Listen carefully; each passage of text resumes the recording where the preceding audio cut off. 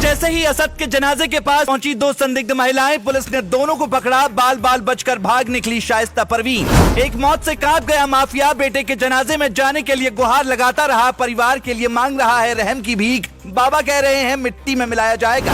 24 घंटे में ही अतीक ने कबूल किए अपने सारे गुनाह। ऊपर से आया फोन, मोदी ने भी दी योगी को बधाई। इसे कहते हैं माफिया को मिट्टी में मिलाना। इधर अतीक अहमद के बेटे का जनाजा निकल रहा था, उधर जेल में बंद अतीक अहमद जमीन पर लेट कर रो रहा था, अपना सिर दीवार पर पटक रहा था, जिसके बाद उसकी तबीयत भी खराब हो गई। पुलिस वालों ने भी इससे पहले अतीक अहमद को इतना ज्यादा बेबस नहीं देखा था। जो अतीक अहमद पहले एसपी डीएसपी को कुछ नहीं समझता था, उसके सामने जब एक दरबान आया तो उससे भी वो कहने लगा, भाई बस किसी तरह से मेरे बेटे का मुंह मुझे एक बार दिखा दो। जब कोई सुनवाई नहीं हुई तो उसने कोर्ट का दरवाजा भी खटखटाया, लेकिन वहाँ से भी फायदा नहीं मिला, जिसके बाद अतीक अहमद जेल में बेहोश हो गया। ऐसा ही कुछ हाल शाइस्ता परवीन का भी बताया गया। अतीक अहमद की पत्नी के बारे में पहले ये खबर आ रही थी कि वो सरेंडर करने की तैयारी में है, लेकिन बेटे के जनाजे में शामिल होने के लिए भी उसने सरेंडर नहीं किया। लेकिन पुलिस को यह आशंका थी कि वो जरूर अपने बेटे के जनाजे में शामिल होगी। पुलिस का शक करीब करीब ठीक भी निकला। जब असद को दफनाया जा रहा था तभी दो संदिग्ध महिलाएं उसकी कब्र के पास पहुंची हैं, जिसे देखकर पुलिस उन्हें तुरंत दबोच लेती है। पुलिस को यही लग रहा था कि शायद वो शाइस्ता परवीन होगी, लेकिन जब पूछताछ की गई तो वो अतीक अहमद की कोई रिश्तेदार निकली। लेकिन मीडिया रिपोर्ट की माने तो शाइस्ता परवीन भी बेटे के जनाजे को देखने के लिए पहुंची थी और वो नाचे से थोड़ी दूरी पर लगे एक पेड़ के पीछे छुपकर सब कुछ देख रही थी। हालांकि बताया जा रहा है कि इस दौरान पुलिस को वो चकमा देने में कामयाब रही। असद की मौत के बाद अतीक अहमद पूरी तरह से टूट चुका है, लेकिन अभी माफिया को तोड़ने की शुरुआत ही हुई है। योगी की पुलिस ने उसके करीब 11 ठिकानों पर छापेमारी की है और उसके गुर्गे को भी दबोचा है। लेकिन इस बार पुलिस के हाथ अतीक अहमद का बेहद करीबी गुर्गा असाद कालिया और उसका भाई फैजान आया है। असाद पर पुलिस ने 25,000 रुपए का इनाम घोषित किया था। लंबे वक्त से पुलिस उसकी तलाश कर रही थी। अतीक अहमद के काले साम्राज्य के बारे में पुलिस उससे भी पूछताछ कर रही है। आपको बता दें कि साबरमती जेल से आए जाने के बाद अतीक अहमद को कोर्ट में पेश किया गया था, जिसके बाद पुलिस को उसकी रिमांड मिली थी। तब से लेकर अब तक लगातार उससे पूछताछ की जा रही है,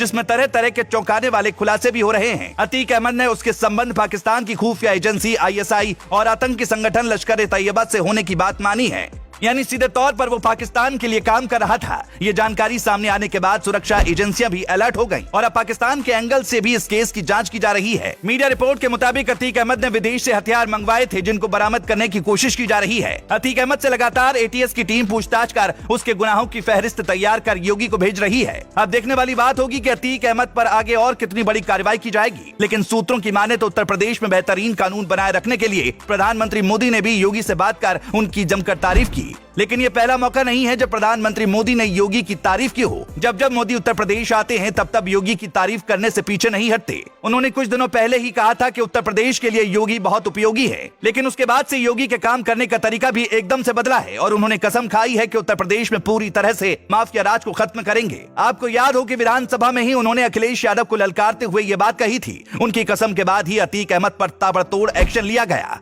ब्यूरो रिपोर्ट।